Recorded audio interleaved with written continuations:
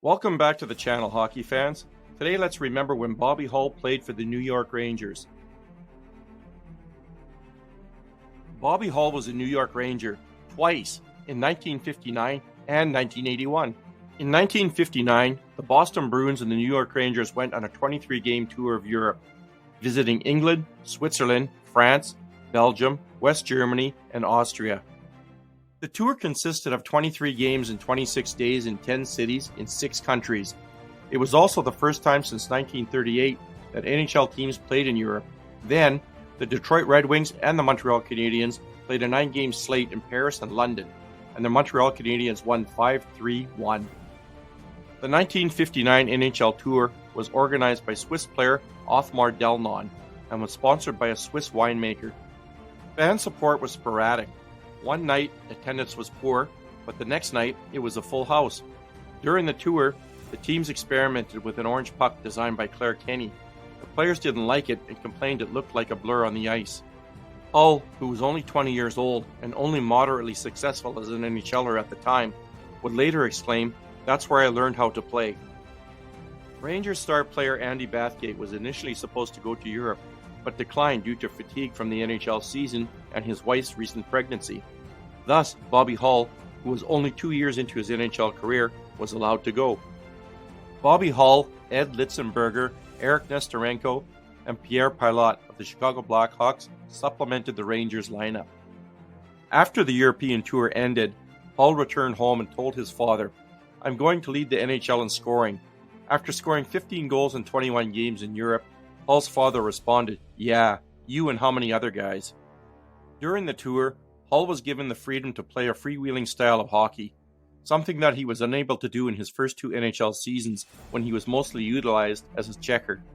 After discovering his offensive potential in Europe, Hull's confidence grew, and he carried it over to the NHL the following season. True to his word, the following season, 1959-1960, Hull won the scoring title, finishing with 39 goals, 42 assists, and 81 points in 70 games, 1 point ahead of Bronco Horvath of Boston, and 7 points up on Jean Beliveau of Montreal. Hull would later comment that, "Had I not made that trip to Europe and played as well as I did, gaining all that confidence, who knows where my career would have gone? I couldn't speculate." At the end of the European tour, the Rangers had won the series by an 11-9-3 count. Hull's second stint as a Ranger would come much later. Having not played hockey since spring 1980 after leaving the Hartford Whalers, Hull attempted a comeback. In September 1981, at age 42, Hull attempted one final comeback with the New York Rangers at the suggestion of Rangers coach Herb Brooks, who wanted to try reuniting Hull with his former Jets teammates Hedberg and Nielsen. After only 5 exhibition games with the Rangers and scoring 1 goal and 1 assist, both Hull and the Rangers agreed to end the comeback. That line played for the WHA's Winnipeg Jets and is arguably the best line professional hockey has ever seen. They were known as the Hot Line. Bobby Hull led the league in scoring with 77 goals, 24 more than the previous season, and 142 points, 47 more than in 1973-1974.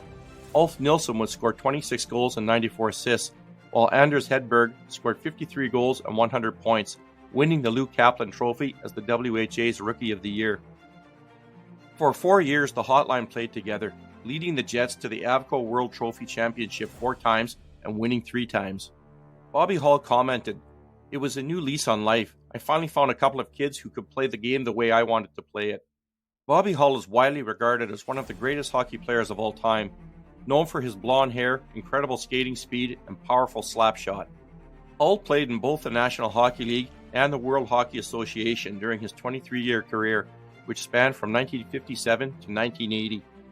He spent the majority of his NHL career with the Chicago Blackhawks, where he won the Hart Memorial Trophy as the league's most valuable player twice, and the Art Ross Trophy as the leading point scorer 3 times. Hull also led the Blackhawks to a Stanley Cup victory in 1961.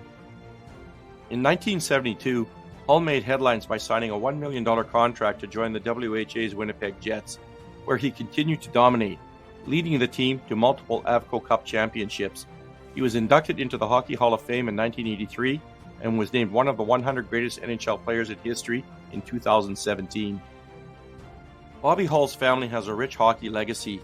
His younger brother Dennis Hull, also known as the Silver Jet, played alongside Bobby with the Chicago Blackhawks for 8 seasons.